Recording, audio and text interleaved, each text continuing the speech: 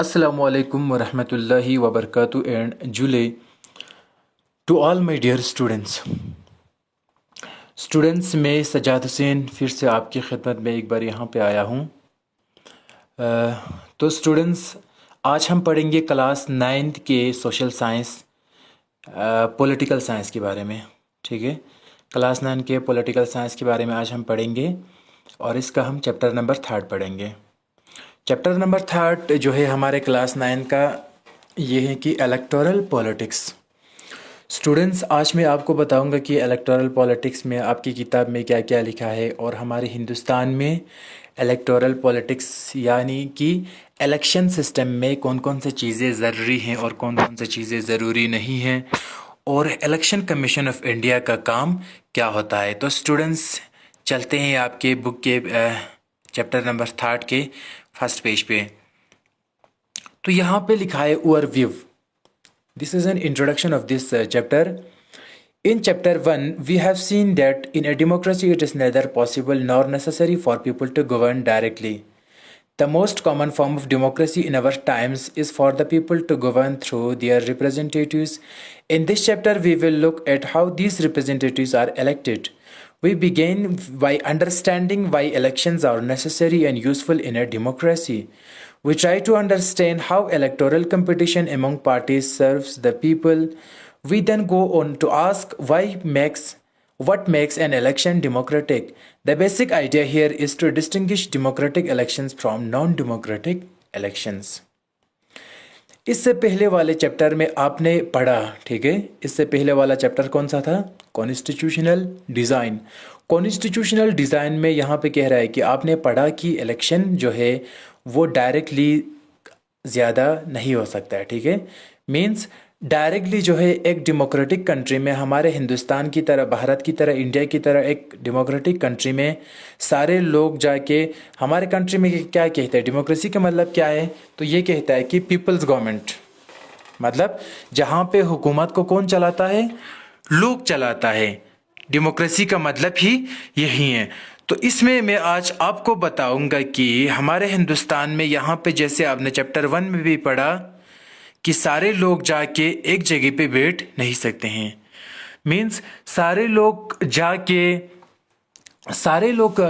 Parliament में बैठ नहीं सकते हैं। हिंदुस्तान की 125 करोड़ आबादी जो है जाके पार्लियामेंट में बैठ सकते हैं? Is it possible? No, it is not possible. Then क्यों कहा गया है कि हिंदुस्तान का सरकार जो है वो डेमोक्रेसी है और डेमोक्रेसी को लोग ही चलाते हैं? लोग तो नहीं चला रहे, लोग तो अपने घर में बैठा हुआ है, तो पार्लियामेंट में कौन है आखिर?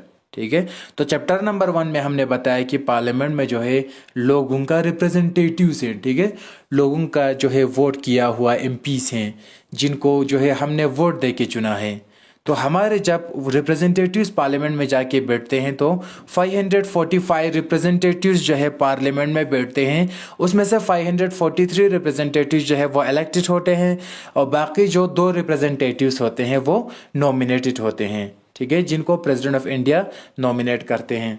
तो स्टूडेंट्स, कहने का मतलब ये है कि हमारे पार्लियामेंट में डेमोक्रेसी का मतलब ये है कि पीपल्स गवर्नमेंट, लोग हुकूमत चलाते हैं।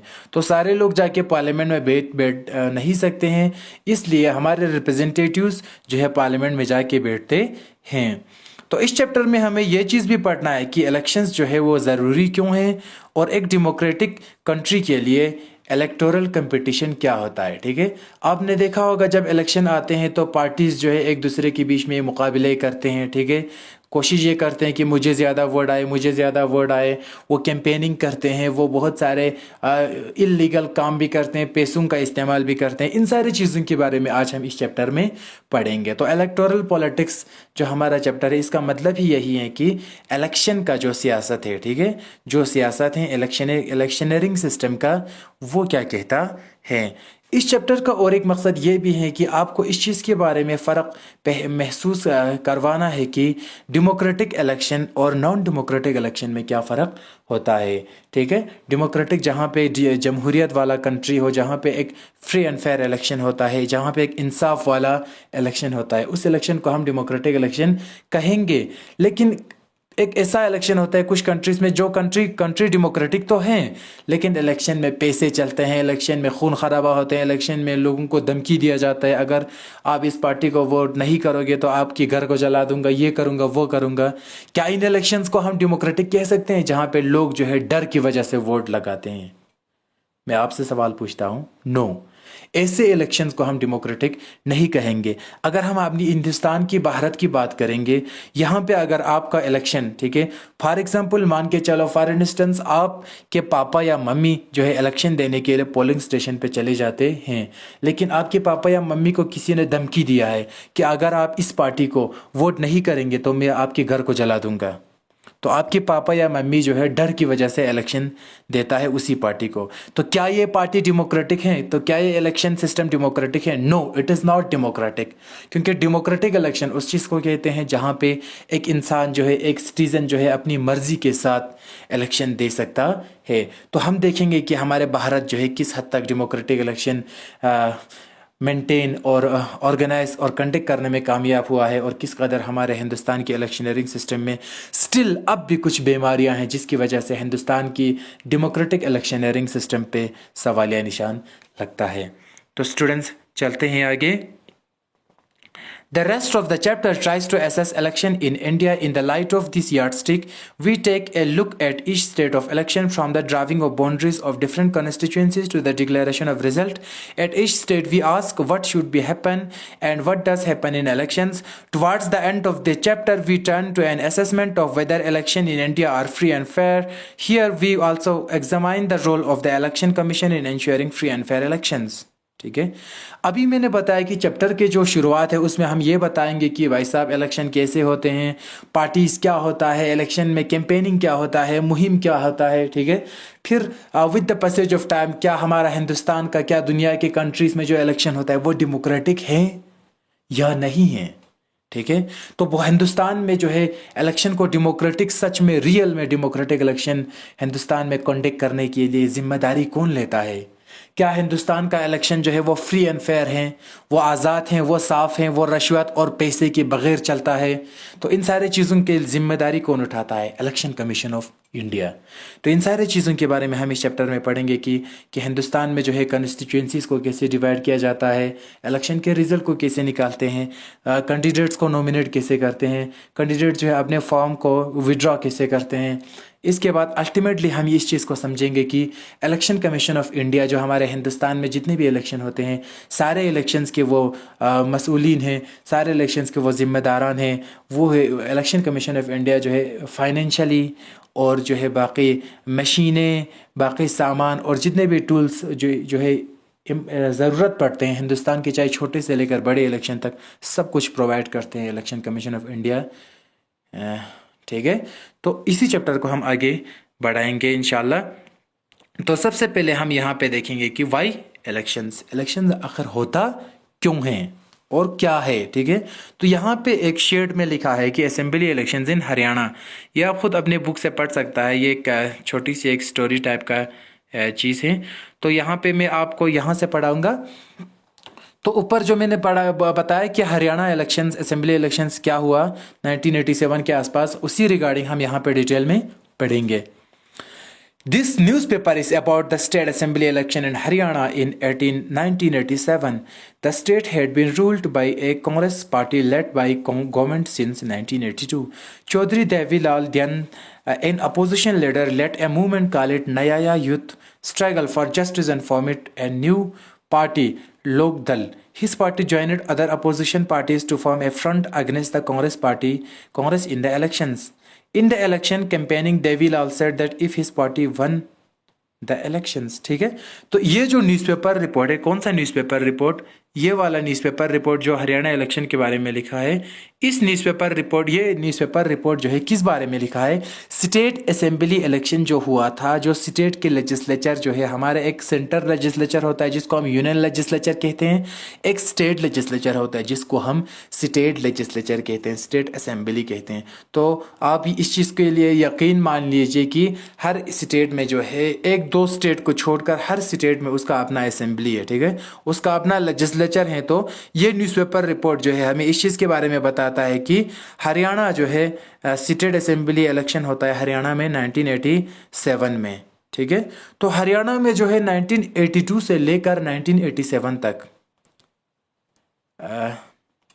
कॉन्सेंट्रेट ईयर, हरियाणा में 1982 से लेकर 1987 तक किसका हुकूमत होता है? इंडियन नेशनल कांग्रेस का। तो कांग्रेस का एक जो है वहाँ पे एक शख्सी राज जैसा बन चुका होता है। तो हरियाणा वाले के कुछ लोग जो है इस पार्टी से तंग आ चुके होते हैं इंडियन नेशनल कांग्रेस से, क्योंकि ये बार बार जीत जाते हैं। तो 1982 से लेकर 1987 तक जब हरियाणा में कंटिन्यूसली कांग्रेस गवर्नमेंट हुकूमत करते हैं, तो एक दिन क्या होता है, एक शख्सियत होता है जिसका नाम होता है चौधरी देवी लाल।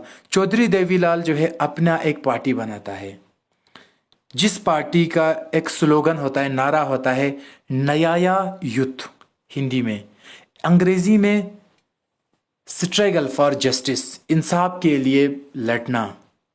ठीक है, तो ये जो है एक पार्टी बनाता है चौधरी देवी लाल, और एक स्लोगन भी देता है स्ट्रगल फॉर जस्टिस। इसकी पार्टी का नाम होता है लोक दल।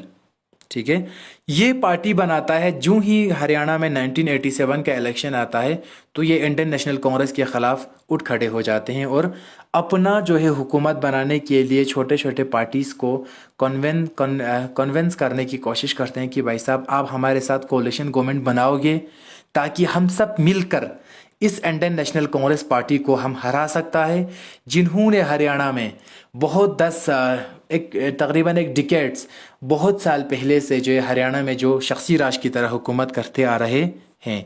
तो देवी लाल सिंह क्या करता है, देवी लाल जो है, चौधरी देवी लाल जो है, किसी भी सूरत में इंडियन नेशनल कांग्रेस को हराने के लिए, इंडियन नेशनल कांग्रेस का रूट जो है हरियाणा से उखाड़ के फेंकने के लिए अपना एक पार्टी बनाता है लोकदल, और छोटे छोटे पार्टीज़ का सपोर्ट हासिल करने की कोशिश करता है, और साइमल्टेनियसली वो हरियाणा के लोगों की दिल को जिताने की भी कोशिश करते हैं। तो इसी सिलसिले में देवी लाल कहता है कि अगर उसका पार्टी जीत जाता है हरियाणा के इलेक्शन में, तो वो लोगों से कहता है स्पीच में, ठीक है, his government would waive the loans of farmers and small businessmen. He promised that this would be first action of his government. Devilal कहता है कि अगर मेरा पार्टी, जो देवीलाल ने पार्टी किसके खिलाफ बनाया, इंडियन नेशनल कांग्रेस के खिलाफ बनाया। ठीक है, तो चौधरी देवीलाल कहता है कि देखो भाई साहब, लोगों से कहता है कि अगर मेरा पार्टी जीत जाता है 1987 के हरियाणा के असेंबली इलेक्शन में, ठीक है, और हमारा हुकूमत आ जाता है हरियाणा में, अगर मैं सीएम बन जाता हूँ, अगर मेरा हुकूमत आ जाता है, मैं क्या करूँगा, तुम सारे फार्मर्स और स्मॉल बिजनेसमैन की लोन्स को मैं जितना हो सके एज पॉसिबल मैं माफ़ कर दूंगा। तो सारे लोग जो है उसके स्पीच के झांसे में आ जाते हैं और उसको वोट करने के लिए तैयार हो जाते हैं। पीजेंट्स तो सोचता है कि अगर हमें लोन माफ़ कर दे तो और हमें क्या चाहिए। The people were unhappy with the existing government. They were also attracted by Devi Lal's promises. So when elections were held, they voted overwhelming in favor of Lokdal and its allies. Lokdal and its partners won 76 out of 90 seats in the state assembly. Lokdal alone won 60 seats and thus had a clear majority in the assembly. The Congress could win only 5 seats. तो लोग जो है चौधरी देवीलाल की speech में जो है आ जाते हैं, क्योंकि एक तरफ से चौधरी देवीलाल उनको कहता है कि अगर उसको इलेक्शन करेंगे, वोटिंग करेंगे तो उसका लोन माफ़ कर देंगे, लेकिन अदर साइड में कांग्रेस हुकूमत से वो पहले से ही तंग आ चुके होते हैं, वो जो है कांग्रेस से तंग आ चुके होते हैं। तो सारे लोग जो है, सारे पीजेंट्स और फार्मर्स और मिडिल क्लास और बिजनेसमैन जो है चौधरी देवीलाल का जो लोकदल पार्टी है हरियाणा 1987 इलेक्शन में, उसको वोट करते हैं। तो और लोकदल पार्टी को लास्ट में कितने वोट आ जाते हैं, 76 सीट वो जीतने में कामयाब होता है। ठीक है, 90 एमएलए में से 90 जो है हरियाणा के असेंबली में मेंबर ऑफ लेजिस्लेटिव असेंबली जो एमएलए होता है, उसमें से 76 कौन जीतता है, लोक दल जो है जीतने में कामयाब हो जाता है।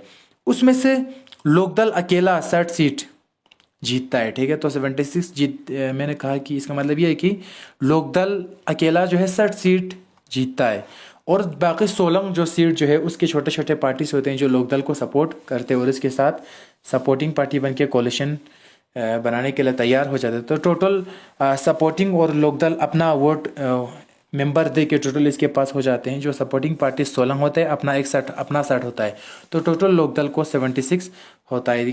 ठीक है, तो इसके साथ वो मेजोरिटी के साथ हरियाणा असेंबली को जीतने में कामयाब हो जाते हैं। लेकिन on the other hand Congress जो आज तक 1982 से लेकर 1987 तक जो भारी अक्सरियत से जीता था, उसको सिर्फ 5 सीट आ जाते हैं।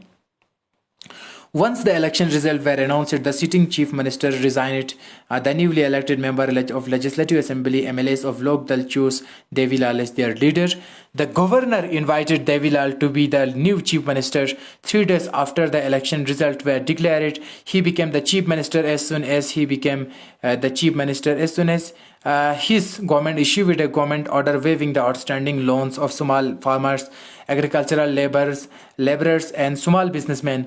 His party ruled the state for 4 years. The next elections were held in 1991, but this time his party did not win popular support. The Congress won the election and formed the government.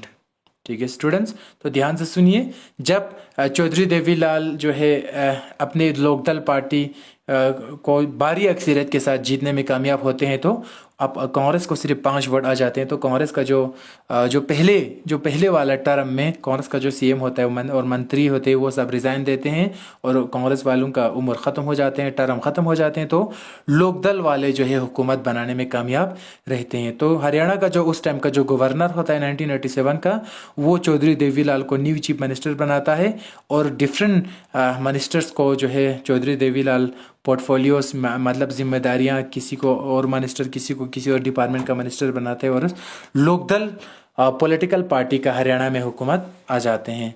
लेकिन हाँ, आने के बाद वो क्या करता है, जैसे उसने वादा किया था कि किसानों से और फार्मर से, बिजनेसमैन से कि आपका लोन हम माफ़ कर देंगे, तो ये क्या करता है, सारे लोगों का लोन का जो इंटरेस्ट होता है और किसी हद तक पूरा नहीं तो आधे से ज़्यादा ही सही वो लोगों का लोन माफ़ करता है। लेकिन 1987 के बाद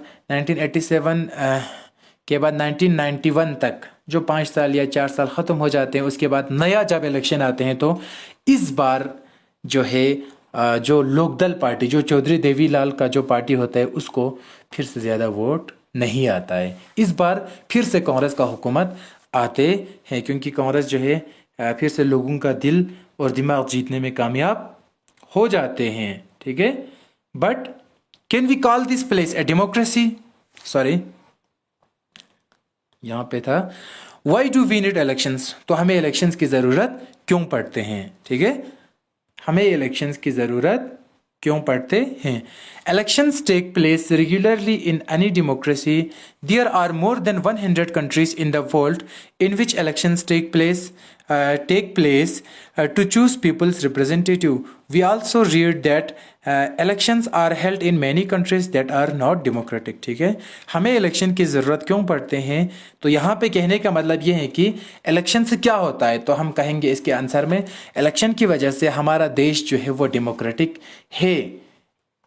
इस चीज़ का सबूत देता है कौन? इलेक्शंस। क्योंकि दुनिया में बहुत सारे कंट्रीज है जो डेमोक्रेटिक हैं, वहाँ पे टाइम टू टाइम इलेक्शन होते हैं।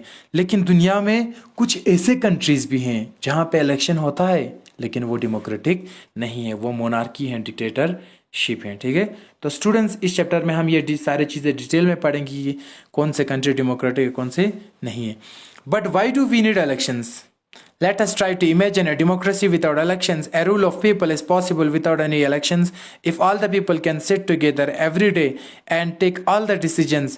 But as we have already seen in chapter 1, this is not possible in a large community, nor is it possible for everyone to have the time and knowledge to take decision all matters. तो यहाँ पे कहता है कि भाई साहब elections की ज़रूरत क्यों है? चलो आपका कंट्री डेमोक्रेसी है, तो यहाँ पे कहता है कि हम इमेजिन करते हैं 10 मिनट के लिए, 2 मिनट के लिए मान के चलो कि हमारा कंट्री डेमोक्रेसी है, लेकिन हम इलेक्शन नहीं करेंगे। हम क्या करेंगे? सब कुछ साथ में जाएंगे। ठीक है, सारा हिंदुस्तान जाएंगे, इलेक्शन नहीं करेंगे हम। ठीक है, हमारा कंट्री डेमोक्रेसी है, मतलब ये है कि लोग हुकूमत करेंगे। ठीक है, तो सारा लोग जाके पार्लियामेंट में बैठेंगे, 125 करोड़। ठीक है, यहाँ पे कहता है कि ये इमेजिन करो, क्या ये पॉसिबल है? नो, ये पॉसिबल नहीं है। वहाँ पे सिर्फ 500 लोग बैठ सकते हैं, वहाँ पे ज़्यादा से ज़्यादा 1000 लोग बैठ सकते हैं, लेकिन वहाँ पे 125 करोड़ लोग नहीं बैठ सकते हैं। और ये चीज़ बिल्कुल भी पॉसिबल नहीं है कि इलेक्शन के बगैर आपका डेमोक्रेसी कभी चल सकता है, ठीक है।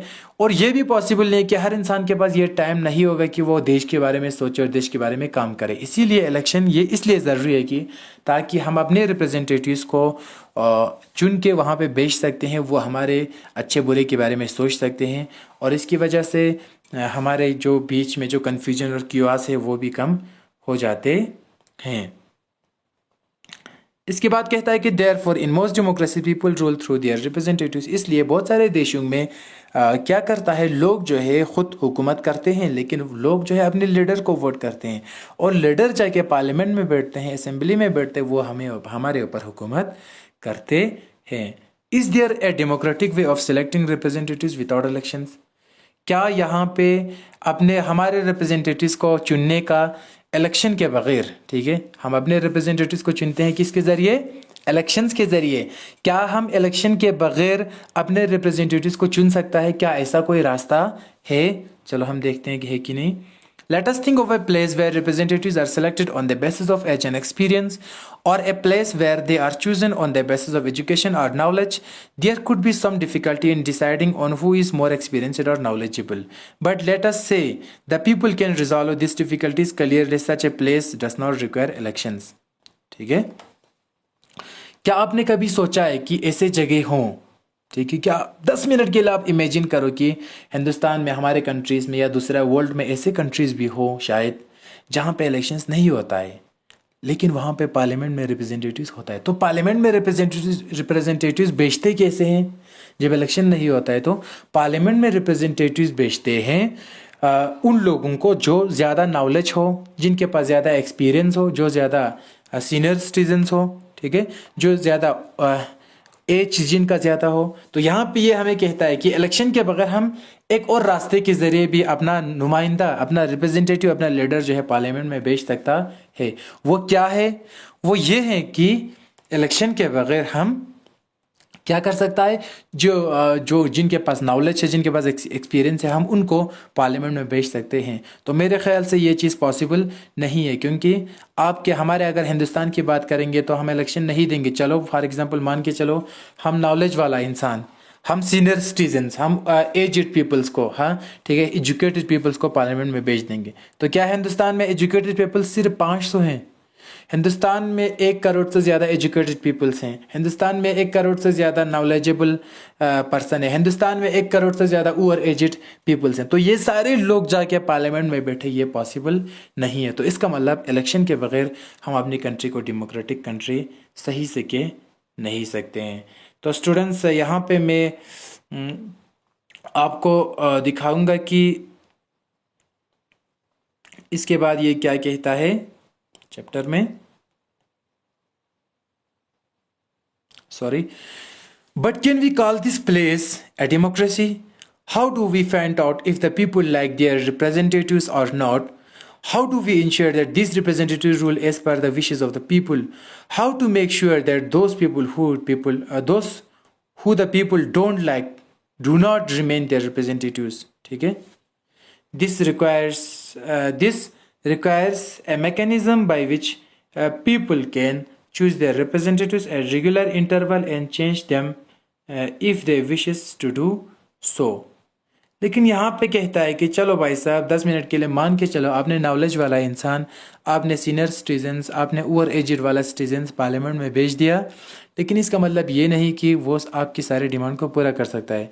ये पॉसिबल नहीं है कि पूरा देश जाके वहाँ पे बैठे। ये पॉसिबल नहीं है कि पूरा एजुकेटेड पर्सन वहाँ पे जाके बैठे। फॉर एग्जांपल वहाँ पे बैठ भी दिया, ठीक है, एजुकेटेड पर्सन और सीनियर सिटीजन्स को, या इलेक्शन के बगैर हमने बारी बारी पे हिंदुस्तान के पार्लियामेंट में बिठाया या किसी और के देश के पार्लियामेंट में बिठाया, तो क्या ये पॉसिबल है? लोग इन रिप्रेजेंटेटिव से खुश होंगे? ना, लोग इन लोगों से कभी खुश नहीं होंगे, क्योंकि लोगों ने इनको वोट नहीं दिया है। ये लीडर जो है एजुकेटेड हो सकता है, ये लीडर जो है काबिल हो सकता है, ये लीडर जो है एक्सपीरियंसड हो सकता है, ये लीडर जो है सीनियर सिटीजन हो सकता है, लेकिन लोगों ने इनको इलेक्शन के जरिए चुना नहीं है, तो लोगों से कभी पूछा भी नहीं जाएगा। जब लोगों से पूछा नहीं जाएगा तो इस कंट्री को हम डेमोक्रेसी नहीं कहेंगे। तो ये सारी चीज़ें जो है कभी भी पॉसिबल नहीं है। This require a mechanism by which people can choose their representatives at regular intervals and change them if they wish to do so. This mechanism is called election. Therefore, elections are considered essential in our times for any representative democracy. ठीक है, तो यहाँ पे लोगों को हम अंधाधुन अपने हिसाब से ऐसे ही तुक्का मार के हम जो है वहाँ पे हम ये कहेंगे कि चलो भाई ये पर्सन एजुकेटेड हैं, चलो भाई ये पर्सन सीनियर सिटीजन है, चलो भाई ये पर्सन एक्सपीरियंसड है, हम इनको पार्लियामेंट में भेज देते हैं। तो ये सारी चीज़ें जो है यहाँ पे पॉसिबल नहीं है। तो इसलिए हम क्या कर सकता है, without elections it is not possible to send our representatives to the parliament of India. ठीक है, तो इलेक्शंस का होना यहाँ पे बहुत ज़्यादा ज़रूरी है। तो हम इसलिए हमारा डेमोक्रेसी जो है इलेक्शंस के बगैर नामुकम्मल है, इनकम्प्लीट है। ठीक है, तो इलेक्शंस में क्या क्या चीज़ें ज़रूरत पड़ते हैं। In an elections the voters make many choice. ठीक है, एक इलेक्शन में वोटर्स जो है बहुत सारे चॉइस करते हैं। दे can choose who will make loss for them. Election में क्या करता है, इलेक्शन होना क्यों ज़रूरी है, क्योंकि पॉइंट नंबर फर्स्ट कहता है कि लोग डिसाइड करते हैं कि who will make loss for them, हमारे लिए कौन कानून बनाएगा, हमारी पसंद का लीडर इस बार कौन जाएगा। ठीक है, ये अच्छा से काम नहीं करते तो अगली बार हम इसको चेंज कर देंगे। तो लोग जो है अपनी मर्जी से अपना जो है विश के हिसाब से अच्छा लीडर चुन के भेज सकता है। ये इलेक्शन का एक पॉजिटिव काम है। ठीक है, दूसरा पॉइंट कहता है कि they can choose who will form the government and take major decision. दूसरा इलेक्शन का मकसद ये है कि लोग ही डिसाइड करेंगे कि हुकूमत कौन करेगा और डिसीजन कौन लेंगे। ठीक है, तीसरा ये कहता है कि they can choose the party whose policies will guide the government in law making. ठीक है, तीसरा ये डिसाइड करेंगे कि इलेक्शन के जरिए लोग की कौन पार्टी जो है हमारे पॉलिसीज को बनाएंगे और कौन से पार्टीज जो है हमारे लिए गवर्नमेंट बनाने में कामयाब रहेगा। कांग्रेस कामयाब रहेगा, बीजेपी कामयाब रहेगा, कोई और पार्टी कामयाब रहेगा, तो ये डिसाइड करेंगे कौन, पीपल्स। ठीक है, और अल्टीमेटली जो है ये पार्टी, जब लोग इन पार्टीज को वोट करते हैं तो ये पार्टीज जो है क्या करता है, ये पार्टी जब जीत जाते हैं तो ये पार्लियामेंट में हुकूमत बनाते हैं। जब ये पार्लियामेंट में हुकूमत बनाते हैं तो इसका मतलब ये नहीं कि सिर्फ ये पार्लियामेंट में जाके गप मारेंगे। पार्लियामेंट में जाने के बाद ये हमारे लिए लॉ बनाएंगे, लॉ को चेंज करेंगे, तो हमारे फ्यूचर के बारे में सोचेंगे, प्रेजेंट के बारे में सोचेंगे और हम सब की तरक्की के बारे में सोचेंगे। तो इसलिए इलेक्शंस का होना जो है बहुत ज़्यादा ज़रूरी है। तो डियर स्टूडेंट्स, आई थिंक आज की वीडियो के लिए इतना ही काफ़ी है। इसी चैप्टर को लेकर इलेक्टोरल पॉलिटिक्स को हम कंटिन्यू करेंगे। मिलते हैं नेक्स्ट वीडियो में, तब तक के लिए अपने टीचर सज्जाद हुसैन को दीजिए यहाँ पे इजाज़त। खुदा हाफिज़ and thank you so much for watching this video.